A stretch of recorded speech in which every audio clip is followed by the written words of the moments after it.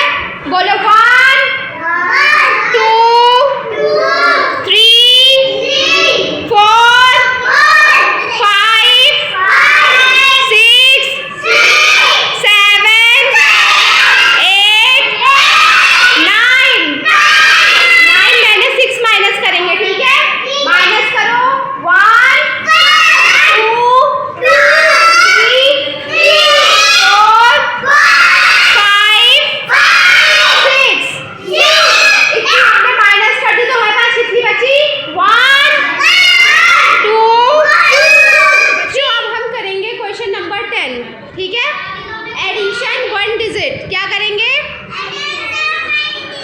यानी कि प्लस करेंगे। ठीक है, तो पहले हम यहाँ पे 6 डंडियाँ खींच लेंगे। ठीक है, मेरे साथ काउंट करना, 1 2 3 4 5 6 6 1 2 3। अब हम इन्हें प्लस करेंगे और फिर जो आंसर आएगा वो लिखेंगे। ठीक है, तो काउंट करो, 1 2 3 4 5 6 7 8 9। हमारा आंसर क्या आएगा, 9। उसके बाद 3। ठीक है, 1 2 1 2 3। उसके बाद हम इन्हें प्लस करेंगे। मेरे साथ काउंटिंग करो, 1 2 3 4 5 6। तो हमारा आंसर क्या आएगा, 6। Read the answer the following. इनके हमें वंस और टेंस बताना है। ठीक है, तो 2 हमारा क्या होगा, 2 हमारा टेंस होगा, 0 हमारा वंस होगा। ठीक है, तो 2 टेंस होगा हमारा और 0 वंस होगा। इसमें 1 क्या होगा हमारा बच्चों, 1 हमारा टेंस होगा और 7 क्या होगा हमारा, वंस। 1 हमारा क्या होगा, टेंस, और 7 होगा हमारा वंस। इसमें स्किप काउंटिंग बाय 2 कर दिए, यानी कि एक नंबर छोड़ के बताना है। ठीक है, 2 के बाद 3 छोड़ा, 4 आ गया, 4 के बाद 5 को स्किप करेंगे तो क्या आएगा, वेरी गुड। और 6 के बाद 7 को स्किप करेंगे तो क्या आएगा, वेरी गुड। और 8 के बाद